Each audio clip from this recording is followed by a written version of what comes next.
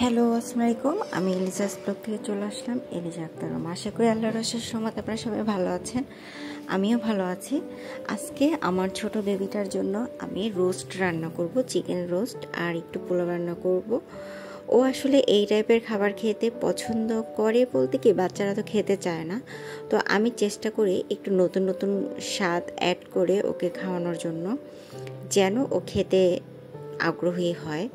তো এই যে আমি চিকেনের যে রোস্টের যে মশলা, তারপরে আমি ঘরেরও কিছু মশলা দিয়ে আদা বাটা, রসুন বাটা, পেঁয়াজ কুচি, তারপরে একটু এলাচ, দারচিনি সব কিছু দিয়ে মশলাটাকে কষিয়ে, এখন আমি আমার বাসায় কিছু কাজু বাদাম ছিল, সেগুলোকে পেস্ট করে নিয়ে আমি এই যে মশলাটার সাথে একটু মিক্স করে নিলাম।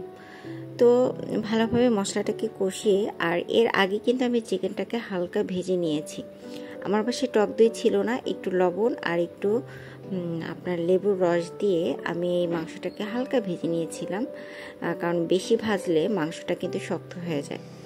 তো আমি এটাকে হালকা একটু এই যে আমি এখন এটাকে ভালোভাবে মশলার সাথে মিশিয়ে নিব আর রোস্টটা রান্না করে নিব। আসলে এক হাতে ফোন নিয়ে উল্টাতে একটু কষ্টই হয়ে যায়, তারপরও আর কি আপনাদের দেখিয়ে দিলাম কি করছি আর কি। তো এই তো আমার মুরগির রোস্টটা রেডি হচ্ছে।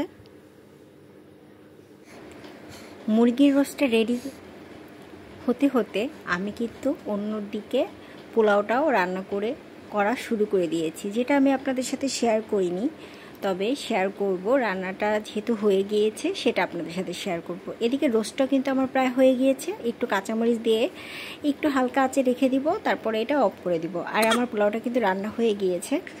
এই যে আজকের মতো রান্না বান্না, আর আমাদের জন্য সবজি আছে, তারপরে সাদা ভাত আছে।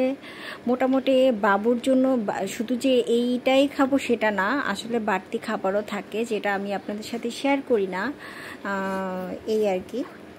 আসলে সারাদিন তো অনেক কিছু করি, অনেক কিছু খাই, সবটা কিন্তু শেয়ার করা হয় না। যতটুকু শেয়ার করতে ভালো লাগে বা ইচ্ছা হয়, ঠিক ততটুকুই আপনাদের সাথে শেয়ার করি। তো যাই হোক, আমি আমার ছেলের জন্য খাবার বেড়ে নিলাম প্লেটে, এখন আমার বাবাকে খাওয়াবো, আর ও অনেক খুশি হবে। ওর জন্য আমি স্পেশাল আরেকটা রেসিপি করব, সেটা হচ্ছে এই যে গাজর দিয়ে পায়েস রান্না করব, যেটা আমি এর আগেও অনেকবার আপনাদের দেখিয়েছি।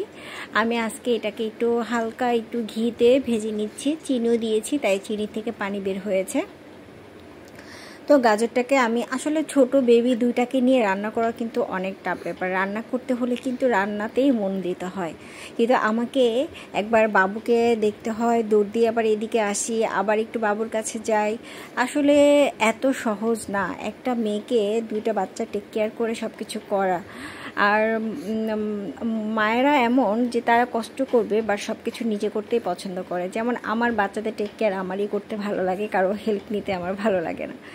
যাই হোক, তো আমি এই যে আমার বাবার জন্য পায়েস রান্না করে ফেলেছি। ও হ্যাঁ, আমি কিন্তু চিকেনের যে আমি কাজু বাদামের পেস্টটা দিয়েছিলাম, সেটা কিন্তু আমি এখানেও ইউজ করেছি। দেখেন আমার কেমন হয়েছে আপনারাই বলবেন। এই যে কাজু বাদামটা কিন্তু ভেসে ভেসে উঠেছে, আমি কখনো আগে ইউজ করিনি, আজকেই ফার্স্ট টাইম ব্যবহার করলাম, এবং আমার তো খেতে বেশ ভালো লেগেছে। আপনারা যদি কখনো এরকম খেয়ে থাকেন আমাকে জানাবেন কমেন্ট করে। আর আমার ভিডিওটা কিন্তু একদম শেষ প্রান্তে চলে আসলো, যদি ভালো লেগে থাকে আমার পাশে থাকবেন, আমাকে সাপোর্ট করবেন। আল্লাহ হাফেজ।